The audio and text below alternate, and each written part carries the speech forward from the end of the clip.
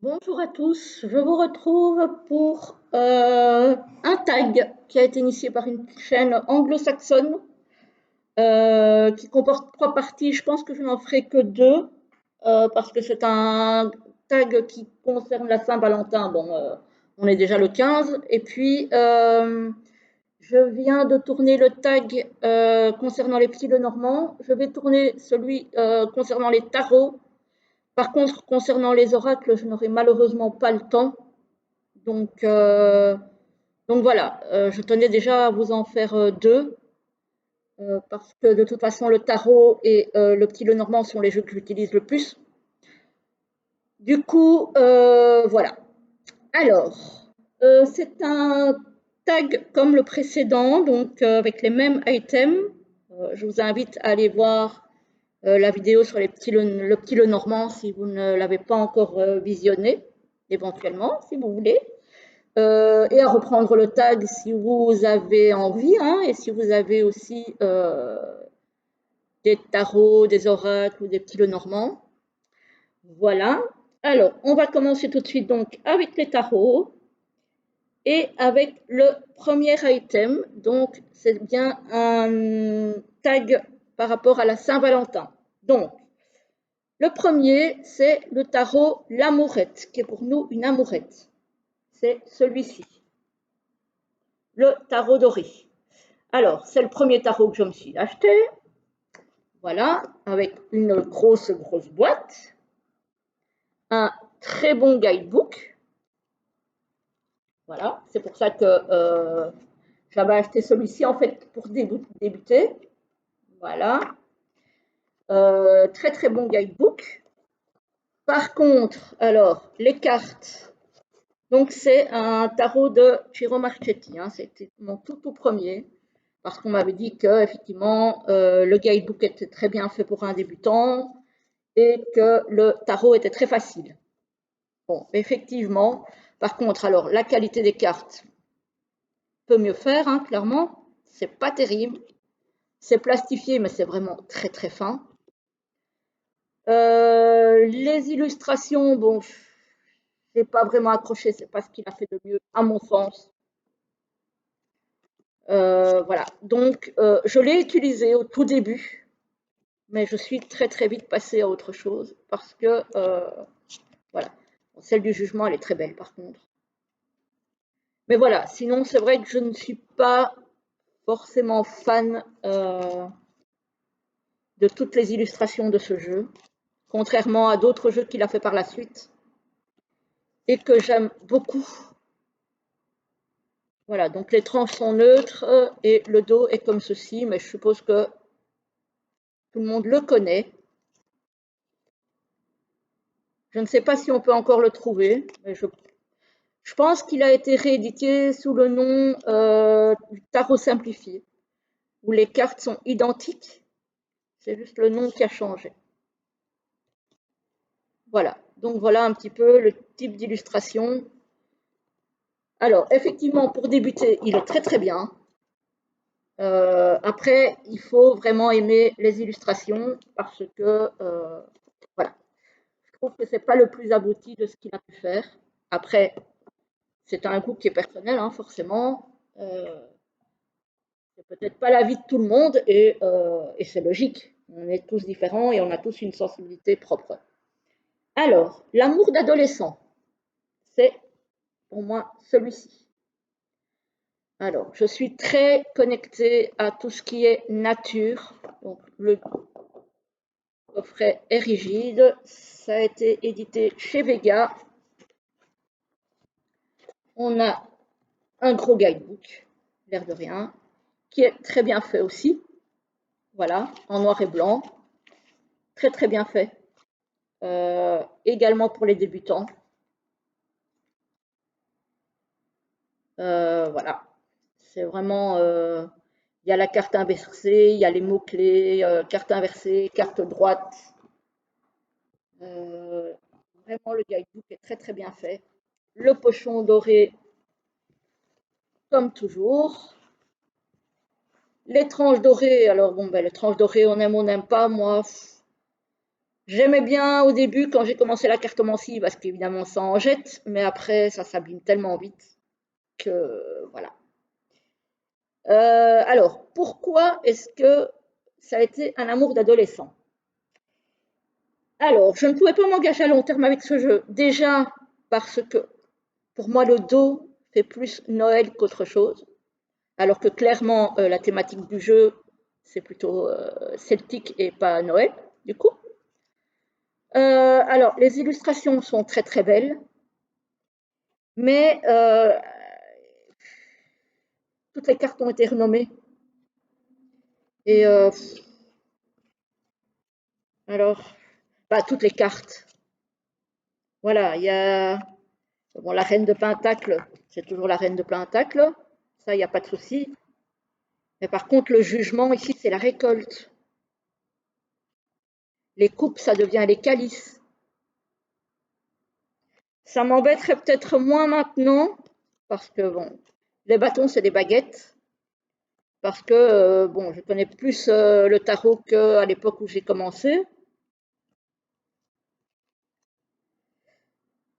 Mais je sais pas. J'ai d'autres jeux qui ont supplanté celui-ci et du coup, c'est vrai que ça fait très très longtemps que je ne l'ai pas utilisé et pour autant, je le trouve très beau. Je ne peux pas dire que je ne l'aime pas, hein, mais voilà. Je ne l'utilise plus, j'ai pas envie de le vendre. Alors, le bémol aussi pour les personnes qui tirent les cartes à l'envers, ce qui n'est pas mon cas, mais voilà, c'est que là, c'est à l'endroit, mais à l'envers, on voit la différence. Donc du coup, ça aussi, ça pose problème pour les personnes qui lisent les cartes inversées. C'est pas pratique. À moins de tirer les cartes les yeux fermés, mais bon, voilà, après. Mais il est très beau, hein. Mais je ne l'utilise plus. Et les cartes sont pourtant de très bonne qualité. Elles sont légèrement brillantes. Elles glissent très très bien. Voilà, c'est un très beau jeu, mais je ne pouvais pas m'engager à long terme parce que voilà, le dos pour moi ne faisait pas assez sceptique. Les cartes renommées, bon, bah, ça m'a vite fait abandonner en fait. Et c'est dommage parce que franchement, il est pas mal du tout. Après, il ne faut jamais dire jamais, hein, qui sait, hein, mais voilà. Ça fait très longtemps qu'il est dans son tiroir et il n'en sort pas. Alors, le sex friend, qui vous tient à cœur, mais pour lequel vous éprouvez de la passion de temps à autre, c'est celui-ci. Le tarot des rêves de Gaïa. Alors, c'est un tarot qui pour moi n'est pas tout à fait un tarot, c'est-à-dire qu'il n'a pas comme les tarots classiques 22 majeurs et 56 mineurs. Il y a un très gros livre. Alors, ça, c'est déjà un des hic, j'ai envie de dire, pour lequel finalement je ne tire pas avec, alors que j'adore les illustrations. Je le trouve très très beau. Mais voilà, le livre est très gros. À lire, c'est énorme. Il n'est pas facile.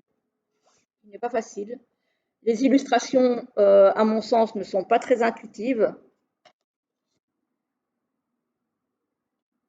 Donc, voilà. Ici, oui, on a la jeune fille, mais après, la jeune fille, quoi? Oui, ça me fait penser à la grâce, l'élégance, la connexion avec la nature, mais après, le jeune homme, la mère, donc je suppose que ça doit être l'impératrice. Le père, bon, l'empereur, ça c'est pas encore trop compliqué. La vieille femme avec le corbeau, on peut imaginer que c'est la sagesse. Le sage, il me fait penser au hiérophante, donc ça va. Bon, la mort, la renaissance, ça. Ici, on a la connaissance. C'est déjà un peu plus compliqué.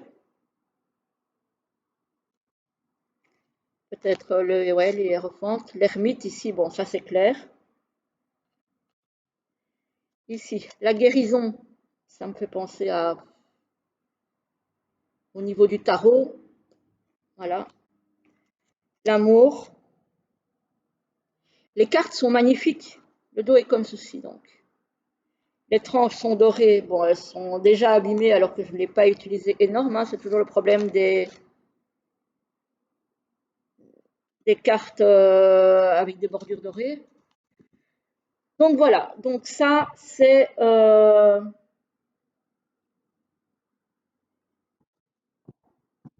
sex friend. Donc moi je l'utilise en oracle quand je l'utilise, pas en tarot, parce qu'en tarot ça me, je n'y arrive pas, voilà.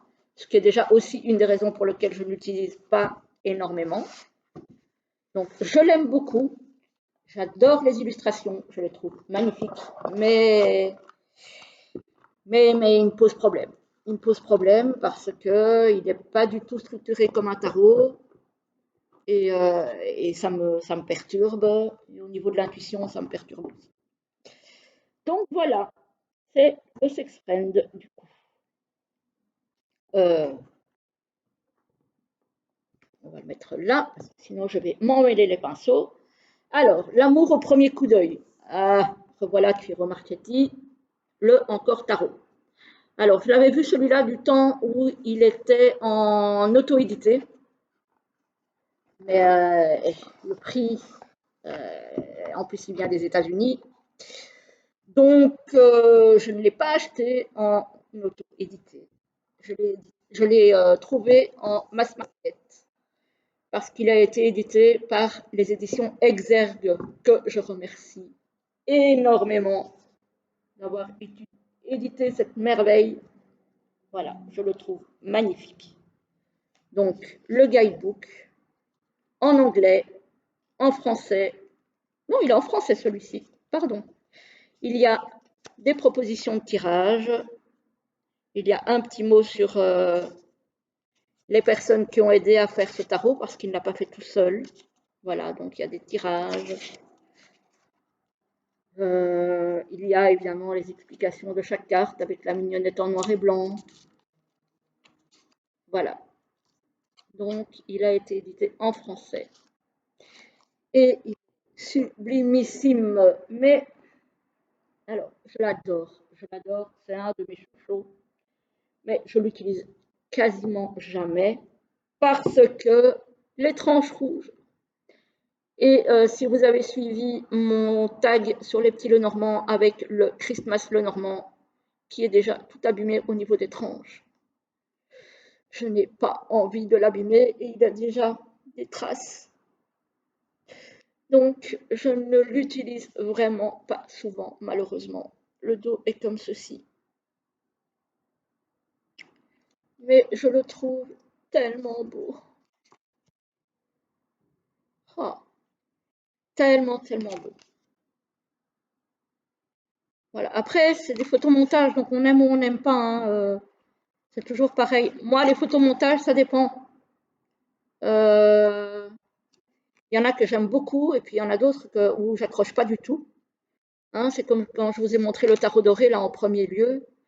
Les illustrations ne me plaisent pas. Voilà, c'est vrai que pour apprendre, il est très bien.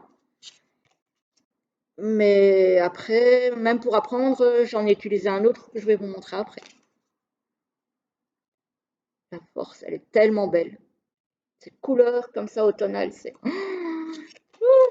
trop beau. Hop, voilà, je le trouve sublime, celui-ci. Avec roi de coupe, avec roi marqué à l'ancienne, c'est trop beau. Voilà. Voilà, donc celui-ci, je le trouve vraiment sublime. Après, voilà, hein, c'est comme j'ai dit, on aime, on n'aime pas. Regardez-moi cette as d'épée et cette carte du monde. Voilà, donc ça, c'est pour le Encore Tarot de Shiro Marchetti. Je ne sais pas si ça se prononce comme ça, j'ai jamais su. Voilà. Je pense que tout le monde le prononce un peu à sa sauce, hein, si on ne connaît pas l'italien. Évidemment, c'est un Américain, mais d'origine italienne. Donc, voilà. Mais je suis tellement contente qu'il ait été édité en français que je suis super contente de l'avoir. Alors, le suivant. J'en étais où? 1, 2, 3, 4. Le 5. Le coup d'un soir. Normalement, je les avais mis dans l'ordre, mais on ne sait jamais. Le coup d'un soir, malheureusement, c'est celui-ci. C'est un tarot que j'ai acheté parce que je l'avais vu sur la chaîne de Sabrina, Passion des oracles. Ça m'avait beaucoup intéressé parce que il est basé sur des symboles. Donc, il n'y a pas vraiment d'illustration de scènes de vie. Voilà, il y a plusieurs cartes avec les mots-clés. Donc, il a été fait par Iéna. Donc, maintenant, il se trouve en mass market, hein. Il est vraiment pas cher. Il y a des petites cartes avec les présentations des suites. Voilà, avec des mots-clés de toutes les cartes. Il y a des propositions de tirage. Voilà. Et après, bon, le dos, voilà, hein, c'est pas top, déjà. Les tranches sont neutres. C'est un tout petit tarot qu'on peut glisser dans un sac à main, dans une poche même. Voilà. Par exemple, le roi de bâton, c'est ça. Il n'y a pas de personnage. Donc au départ, ça m'avait attiré. Ah ben, l'impératrice va me faire mentir, il y a un personnage là. Au départ, il m'avait beaucoup attiré, Cavalier de denier, mais une fois que je l'ai eu en main, je l'ai regardé et je ne parle pas. Je me suis dit, tiens, sympa, il est petit, il est maniable. Oui, il est petit, il est maniable, les cartes sont de bonne qualité, franchement. Le 4 de bâton. Mais, ouais, ça me... Je sais pas, il n'y a rien qui se passe.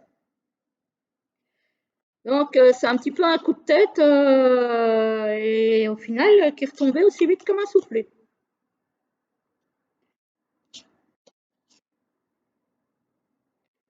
Ah, 5 de bâton avec une potence, super. Ah, le 9 d'épée, le valet de coupe. Enfin voilà, un petit peu le style d'illustration que vous allez trouver dans ce tarot. Alors, je ne vais pas dire que je regrette de l'avoir acheté parce qu'au prix où il était, je crois qu'il était à 17 euros, 16, 17 euros, un truc comme ça. Vraiment pas cher du tout. Donc voilà, je ne vais pas dire que j'ai cassé ma tirelire pour l'acheter, hein. Ça aurait été plus dommage. Mais oui, celui-là, je l'ai abandonné quasiment tout de suite parce qu'il ne se passe rien.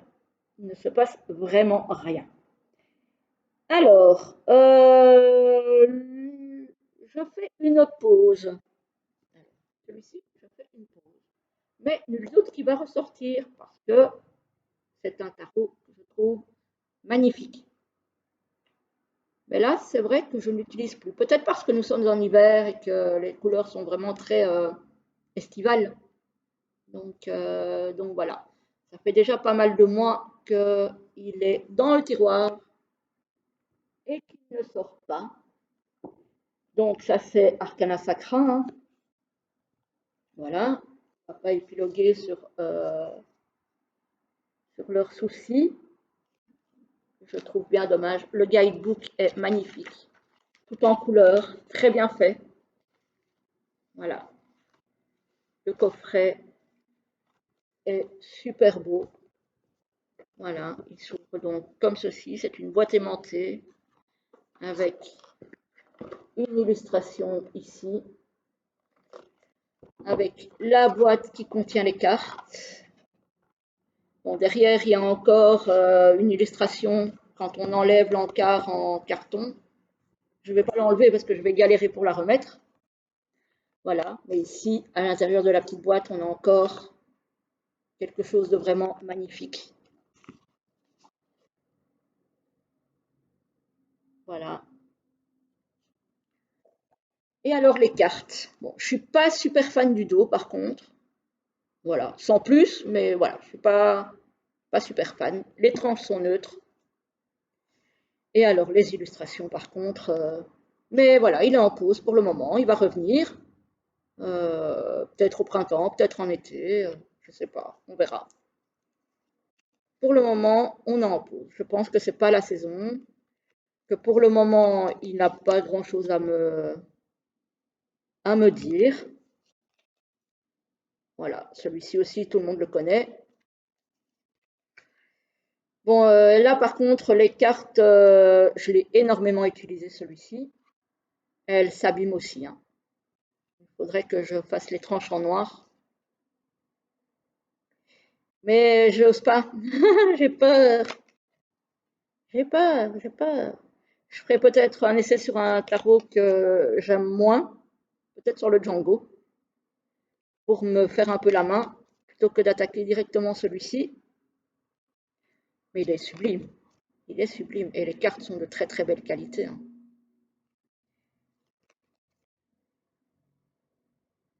Voilà. Donc ça, c'est ma pause du moment. J'en ai d'autres, hein, mais il fallait faire un choix. Donc, quand on en a beaucoup, c'est un petit peu le problème, c'est de faire les choix. Mais bon, celui-ci, je pense que c'est une pause saisonnière. Je pense pas que ce soit une pause qui va durer des années, hein. Voilà, donc ça, c'est le Light Sears. Hop, c'est le tarot avec lequel je fais une pause. Ben, si je commence à faire n'importe quoi, voilà, hop, hop, zou, hop, voilà. Donc ça, c'est le Light Sears. Alors,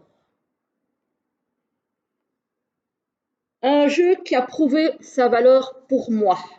Ah, c'est celui-ci. Je vous parlais tout à l'heure du tarot doré de Ciro Marchetti que j'avais utilisé, que j'avais acheté pour débuter dans le tarot. Et en fait, je l'ai assez rapidement abandonné parce que je suis tombée sur celui-là. Et c'est vraiment celui-ci, avec le guidebook du tarot doré, que j'ai vraiment commencé à tirer le tarot. Voilà, c'est vraiment celui-ci, mon tout premier vrai coup de cœur, et qui dure encore, hein, parce que pour moi, il a vraiment prouvé sa valeur. Il répond très très bien. Donc celui-ci, c'est US Game Systems à l'époque. Je ne sais pas si depuis, je pense qu'il est en mass market partout. Donc les tranches sont neutres, mais elles ont déjà bien vécu. Voilà. Mais alors celui-ci, c'est j'ai hésité à le mettre dans l'amour de ma vie, mais il rivalise avec celui que j'ai mis en amour de ma vie. Franchement, il rivalise. Donc le dos est comme ceci, hein. Je pense que vous le connaissez de toute façon. Le guidebook, je ne vous montre pas spécialement parce qu'il est en anglais, donc c'est pas très utile. Moi, j'ai utilisé celui du tarot doré.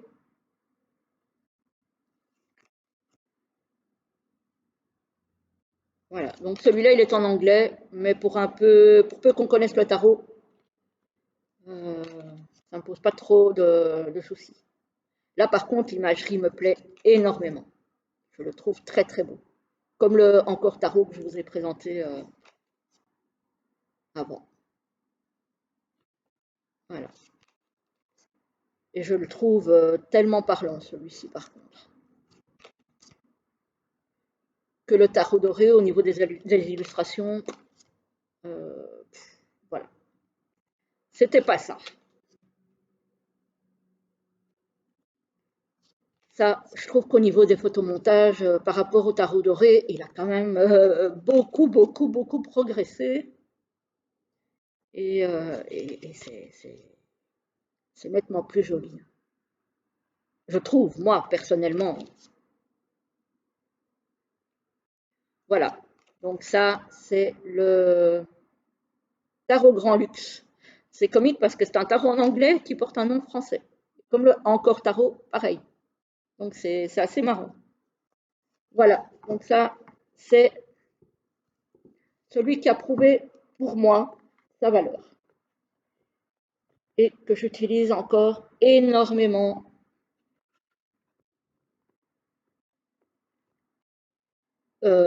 pour le moment, alors que ça fait déjà quelques années que je l'ai, celui-là.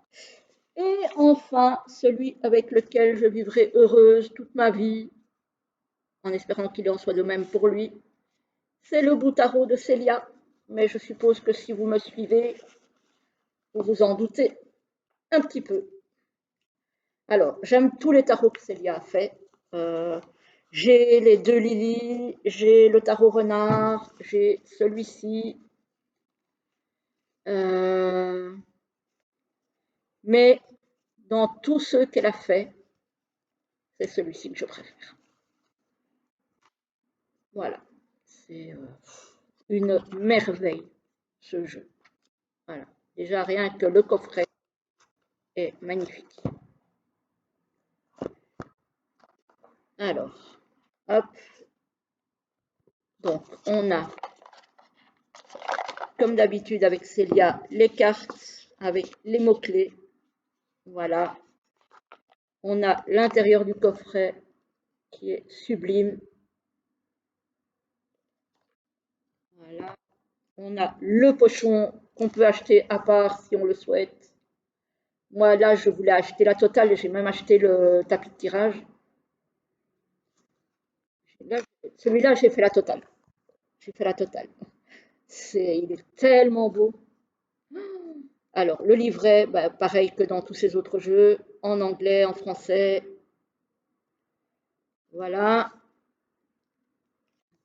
Euh, on a l'explication pour toutes les cartes. Voilà, en anglais, de l'autre côté en français, en noir et blanc.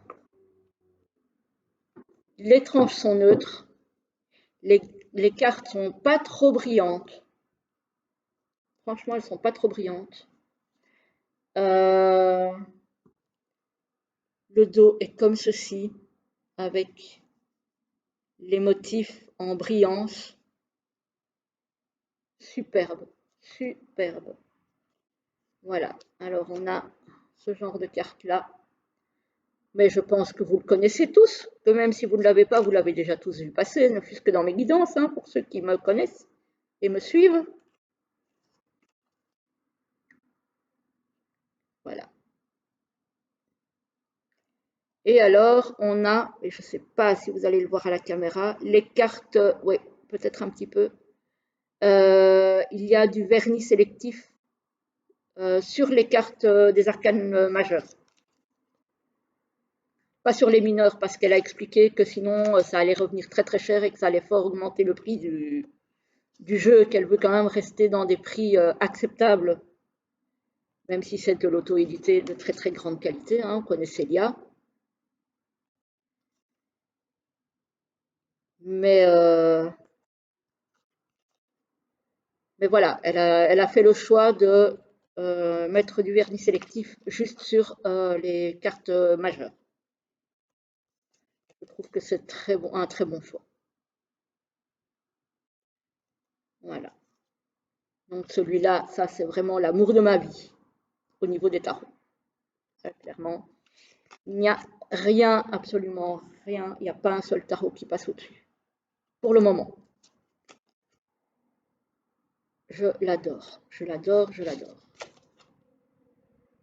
Alors, il y en a plein encore que j'aurais pu mettre dans les différentes catégories, hein, parce qu'encore une fois, il a fallu faire un choix. Et c'est très, très compliqué. Mais voilà.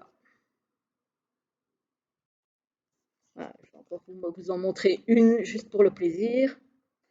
Voilà. Voilà qui finit ce tag qui, j'espère, vous aura plu. Voilà, moi j'ai pris énormément de plaisir à vous le présenter, hein. C'était l'occasion pour moi d'un petit peu vous montrer mes coups de cœur, ceux que j'ai un peu laissé tomber, voire même beaucoup laissé tomber. Et puis voilà, l'occasion peut-être de partager, d'avoir vos avis, d'avoir peut-être vos coups de cœur et vos déceptions, entre guillemets. Voilà, vous pouvez partager tout ça en bas dans les commentaires. Faire le tag si le cœur vous en dit et si vous avez aussi des jeux. Et puis, je vous souhaite une très belle journée et je vous retrouve très très vite. À très bientôt.